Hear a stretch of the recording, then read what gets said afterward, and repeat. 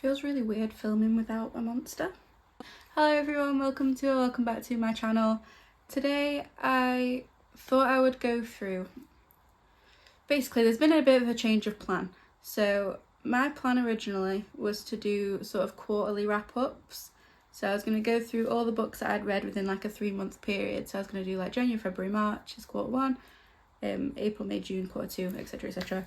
But that hasn't gone to plan because I have read way more than I thought I would. I thought instead I'd jump on, do my February wrap up, and then next week we can get on with my March wrap up and then do them monthly from there on. If you do like this video, don't forget to like, comment, subscribe, all that fun stuff. And there is also reviews on my social medias, which I will be linking in the description box below. Also, you may notice if you have watched my book collection video, there is a lot of change going on. So I filmed that video actually back in like the beginning of February, mid-February I think. It now being mid-March, I've bought a lot more books. Books are my hobby, they're my obsession. I spend all of my money on books. I have updated my shelves a lot since you last saw them. So if you want in like an updated book tour, I am more than happy to do that, just let me know. Yeah, I'm gonna shut up and I'm gonna get on with my reviews.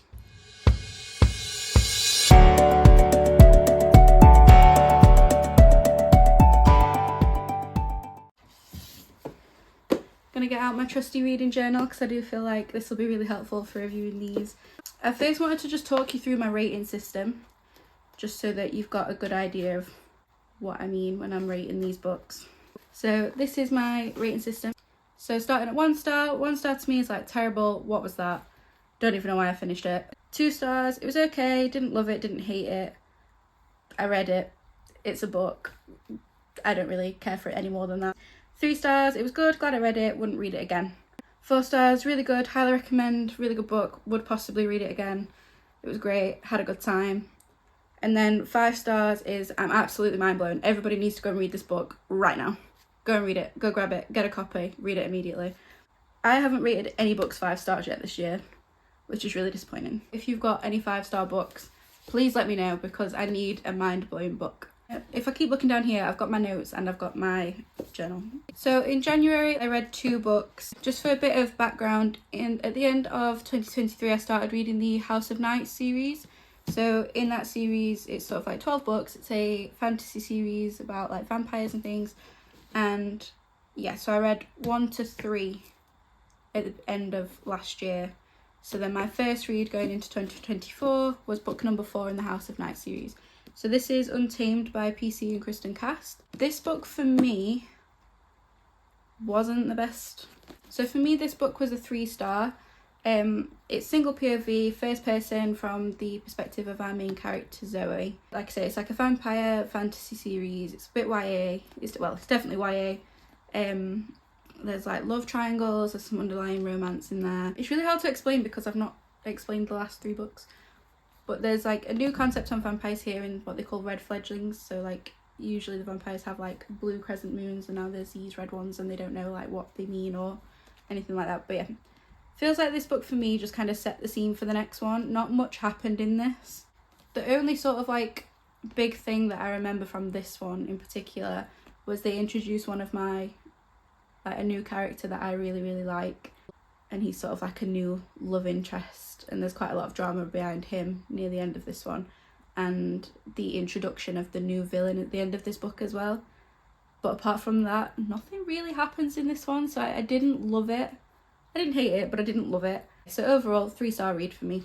And then the second book that I read in January was the next one on. So this is Hunted, again by PC and Kristen Cast. This book was a lot better than the last one, so this for me was a 4-star, although thinking back on it now I probably wouldn't have rated it a 4. I might have put it just a little bit lower. But this one again, single POV, first person perspective from Zoe's perspective again. There is a lot of twists and turns in this one. Like I said, there's the introduction of the new villain that kind of runs through this book. So yeah, there's a lot of twists and turns, a lot of changes in the love triangle. This one was a lot better than the last one, but again, if I were to rate it now, I probably wouldn't rate it 4 stars, but at the time I rated it 4 stars and I don't feel like it's fair to change it because I marked them straight after reading it, so I must have enjoyed it at the time. The new character that was introduced in the last one becomes more important in this book and I really like his development and like the connection between the two characters. Just quickly, in January I did also start but didn't finish this book here. So this is The God Killer by Hannah Kaner. I feel like if I read this now I'd probably enjoy it more than I did then, which is why I've still got it. When I started it then, I just weren't enjoying it. I wasn't in the right mood for it. I don't know if it was just because I was putting another fantasy in with a fantasy series that I'd already started, and I was just not in a slump, but I weren't enjoying reading that much. And I feel like if I read it now I'd probably enjoy it more, but I've got other things that I want to read more than this. So I am going to keep this, I'm going to come back to it, but I did DNF it in January. They're my January reads. Now I'm going to move straight on to my February reads, as that's going to be like the main portion of this video. So moving on to my February reads, I did manage 8 books. So the first book I read in February was In the Blink of an Eye by Jo Callahan. Now I did really enjoy this book, and I have a friend who loves thriller books and like detective books, so I have lent it to her, so she's reading it at the minute, so I don't have the physical copy. So In the Blink of an Eye is a like thriller mystery book. I rated this book 3.5. So the general sort of plot, there's a detective who's been like off on leave, and she finally comes back, and the first case she gets put on is sort of like a teaming up with an AI detective to try and solve cases and to see if they're beneficial to solving the cases quicker and things like that. It's a bit of like an enemies to friends book in a way, I guess. It's a bit of a slow burn. There's a lot of good twists and turns in there. I was quite shocked with the ending, but overall I did really enjoy this book and I do recommend it. And I do think that this is going to be a bit of a series, so it's Cat and Locke. Cat's our female detective and Locke's the AI detective. And I do think that there's going to be a few more. I think another one's coming out this year actually, so I'll definitely be jumping on that as soon as it's available. But yeah, I did really enjoy this one. 3.5 read for me, and my first thriller of the year.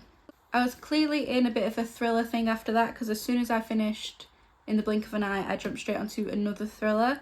So my second read of February was Never Lie by Frida McFadden. This is the first book I've read by her and I really enjoyed it. This was a 4-star for me.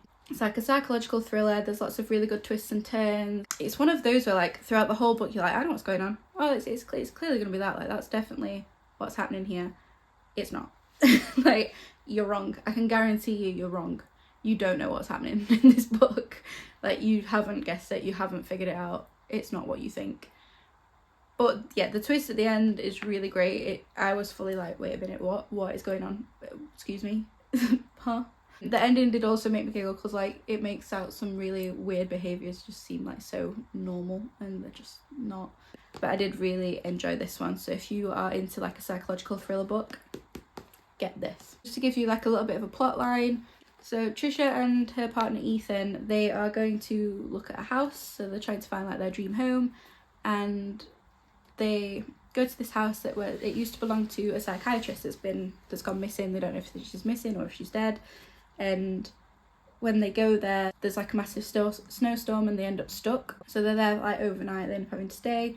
And Trisha finds like a secret room in the house that's full of the tapes from her old sessions. Trisha, being the nosy woman that she is, we'd all do it, we can't deny that. She goes back and listens through some of the tapes, and she's like trying to figure out what happened to her and stuff. Really good book, really interesting. I 100% recommend reading this book. So after that I moved on to a book that I've had my eye on for the longest time. So it's the first book in this Chestnut Springs series by Elsie Silver. So this is Flawless. So it's a series of 5 books. They're all sort of like cowboy romance-y, small town romance books. This one in particular, so this is the first one, and it follows one of 5 brothers / friends. And this one is about Rhett, who's a bull rider. So it's like a cowboy romance, enemies to lovers. I guess it's kind of like a workplace romance in a way. So it's his agent's daughter. She works for her dad. So it's technically like a sports romance if you're into that kind of thing. It's a bit of a forced proximity vibe as well, I guess, like the one bed trope. So this is also a dual POV book, which I love. So it's from Rhett's perspective and also from Summer's perspective, which is the female main character in this one. There's a lot of spice in these books. It's still a really great storyline, and the spice is just like an added bit of something. But I really love this book. I don't know if I've said it yet, but I rated this book 4 stars because I just loved it. This is the first kind of sports romance I've read, I guess. It's the first country cowboy small town romance I've ever read, and I am now obsessed. This book has just changed my perspective on these kind of books. I'm not a massive romance reader, but this was kind of like my turning point, and now I have like a full romance shelf. If you can get your hands on this series, do it. Book 1 blew me away. My fourth read of February was Tempted, which is another one in the House of Night series. This is book number 6. I rated this one at 3.5. This book was kind of like a turning point in the series for me. I'm not a massive fan of single POV books. I much prefer to get multiple people's perspective, and in this book it's the first time we see multiple POVs, and I think it just made such an improvement to the storyline. Multiple POVs, so most of our main characters, well, not most, 3 or 4 of our main characters sort of get a voice in this one, which I love. I don't actually feel like much happened in this book for the majority until the last like third of the book, where everything just seemed to kick off at once. There was like multiple problems going off all at the same time with multiple different characters, and the ending of this book honestly nearly broke my heart. We lose one of my favourite characters at the end of this book, and like it was one of those where I was like, I don't see them fixing this one. Like, because a lot of the characters, they like become vampires or they become red fledglings, and it's like they die but they've come back, and I just didn't see a way of them doing that in this one, so I kind of accepted the fact he was gone, and it did make me really sad. But it also sort of fixes the underlying romance issue that I had with this book as well. I rated this one 3.5. I did enjoy it. I did struggle with the first sort of half to 2/3, but the last third really saved this book for me. There's a big thing at the end that sets up the next book. It's like a big cliffhanger, and it's just like, oh my god, how are they going to fix this? What's going on? Which did cause me to then jump straight into the next one. So this is Burned, which is book 7 in the House of Night series. Now, earlier when I said about Hunted not being a 4-star now, this is my favourite book so far, and I only rated this one 3.75. And I think that's because I'd had those other 2 4-star ratings in February, that this just didn't hit that same level. But I did really enjoy this book. So again, this one's multiple POV, but it takes a very different approach. At the end of the last book, one of our main characters' soul shatters, and this book is based in the overworld for one of the main characters, well, for the main character anyway. So she's sort of over there, and it's sort of how they get her back. So there's a lot going on just normally here, and then there's also all this going on in the overworld as well. So I thought this was a really unique turn, and I did really enjoy this one. There's like a lot of character development in here as well. A massive improvement in one of my favourite pairings as well. So this book did really sort of save the series for me, because after the last one I was like, it kind of dragged. I wasn't really enjoying it, but the ending was like, oh, okay, maybe. We'll see how the next one goes. And then I did really, really enjoy this one. So this book has saved me. I've not read any more yet, but I did really enjoy this one. This one has saved the series in my opinion. So going into my 6th read of February, I fancied a bit more cowboy smut. So I picked up book number 2 in the Chestnut Springs series by Elsie Silver. This was another 4-star read for me. I did really enjoy this one. So it's another dual POV, but it's focusing on a different brother. So all of these books are sort of interconnected standalone, so you can read them all separately. And you don't necessarily have to read them in order, but I do recommend that you do. There's like sort of an underlying story, and there's a bit of a crossover. So like in this book, there's mentionings to the end of the last book. So, well, not the end, but there's sort of spoilers in a way. So it's kind of like, I would recommend reading them in order. So this is another dual POV. So it's Willa, who's the main character in the first book's best friend, and Cade, which is the oldest brother. It's sort of like your sunshine and grumpy. It's a bit of an age gap romance. It's single dad and nanny. And again, still your small town country romance. This book, in my opinion, was a little bit better than the first one, I think. I love the first one in that it was the first one, and it was the book that kind of got me into romance. But I think I prefer the storyline to this one. There's also a little boy in this book who absolutely stole my heart. He's just the cutest little guy. The end of this book does sort of pick on a topic that I don't really care to read for, in that it's always portrayed in such a negative light, but in this book I feel like they do it really nicely and in a really realistic way, like realistic but positive way. I'm not going to say what, because I feel like it would spoil the storyline a little bit. I did really enjoy this one. 4-star read, highly recommend. I've lost the ability to function, I'm so tired. The 7th book in February was actually an audiobook, and it was The Silent Patient by Alex Michaelides. I don't know if I'm saying that right, I really hope I am.